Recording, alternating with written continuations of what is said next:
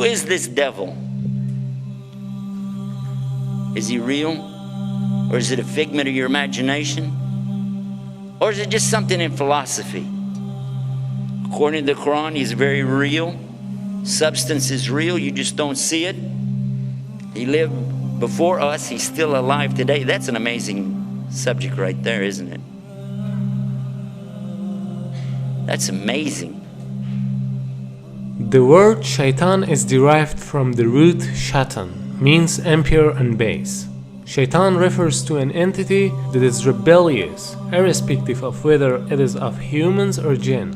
It is also said that it means a nefarious soul, who is distanced from Allah subhanahu wa ta'ala and from the truth. So shaitan is in both forms, the jinn and the humans, as Allah subhanahu.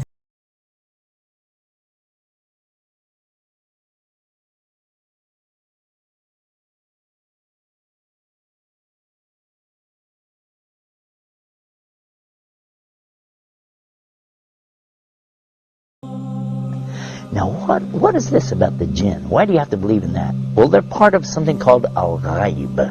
Al-ghaib means the things you don't see, the unseen. You agree and I agree, we don't see Allah.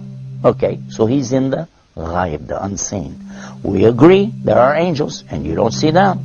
They're in the ghaib, unseen, made out of light. And now the jinn, and we don't see them. They're also in the ghaib. They're made from a fire which has no smoke to it.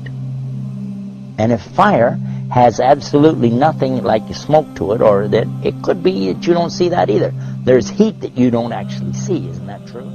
The both kind of shayateen are trying to lead people to evil deeds. The jinn kind of them are whispering to your hearts so that you can't see them or hear their whispering. And the human kind of them are whispering to your hearts in a way that you can see and hear but not realize it as whispering. And he can be anyone, even a friend of you who suggests you for drinking alcohol or any other kind of evil deeds. As far as the question is concerned with Iblis, it should be noted that Shaitan is a common noun, whereas Iblis is a proper noun. Iblis is also from among the jinn, who was the first creature that disobeyed Almighty Allah's command. We don't see the jinn, but we said that they have choices. And they were making choices even before Adam or human beings were ever created. And their choices were sometimes good, sometimes bad. From them comes the one we call Lucifer or Iblis. And who is that? Who is Lucifer? Who is Iblis? You might say he's the devil, the Satan or Shaitan as he's called in the Arabic language. But actually, he started out as a worshipper of Allah. And he was worshiping and praying to Allah and extolling Allah to the extent that Allah raised him up to be even with the angels. Now remember, this guy Iblis is not an angel, but he was worshiping alongside of them because of his ibadah or worship, being so lovely, and Allah raised him up, you see. But then what happened? And this is an important story. So we'll digress from a moment from our beauties of Islam to go into this to get a concept here to understand a big mistake that some people make when they say that he's from the angels. Angels don't make mistakes. They do as they're commanded. So when Allah created the best of his creation, what did he create? He created Adam, the human being. He created Adam from what? He created him from mud or clay. I want to show you what happened after Allah created Adam. Allah ordered all the angels, bow down. And all the angels did because they have to do as they're commanded. And they bowed down. All of them bowed. Except Iblis. He didn't bow down. Now if you read this in context, you'll understand that he was not an angel. But if you just read the words, all the angels bowed down except Iblis, you'll say, well see, that means he was an angel. But otherwise, in the Quran we find in other places that Allah said he wasn't an angel, but he was from the jinn, and he's created from a smokeless fire. And that's exactly what he said. You created Adam from mud, but I'm created from something better, from a smokeless fire.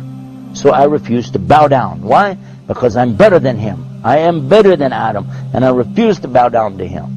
And by so doing, he disobeyed Allah. And whoever disobeys Allah, he's in trouble. But especially if he does it out of his arrogance and his pride. I refuse to obey because, I know better. And in this way, he put himself in the worst possible condition with Allah. Allah condemned him to hell forever. And he said, I don't even care.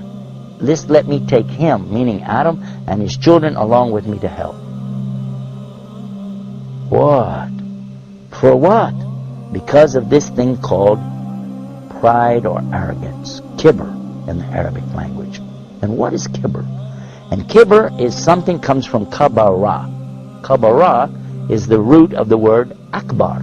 And only Allah is akbar. Allah is greater and greater and greater than anything. But a human being has no right in front of Allah or anything it's created. The jinn, the angels, nothing have the right to come in front of Allah like this and say, hey, who am I? I'm this, I'm that. No. Allah gave you a commandment. You do it. Now the important point is that everyone thinks that it is because of shaitan that we commit sins. That's why they're asking some questions like, why Allah created shaitan? Or why Allah didn't finish shaitan so that we wouldn't commit sins? Here's a misunderstanding. Shaitan cannot do anything more than whispering. To make it more clear, let's ask a question. Before Iblis became shaitan, there was no other shaitan, right? So who told Iblis to disobey Almighty Allah's command? Here's the point. There was no shaitan before him. He did it because of his nafs. Suppose that even if there was no shaitan, still we'd have nafs. So we'd commit sins. Because this world is a test for the mankind and the jinn kind. Now same as the case with Iblis, he's also in this test because he is a jinn and he has nafs. So Allah subhanahu wa ta'ala didn't create him as shaitan, rather he himself chose to be shaitan. Not only Iblis but all the other shayateen are choosing to be shaitan by disobeying Almighty Allah's order.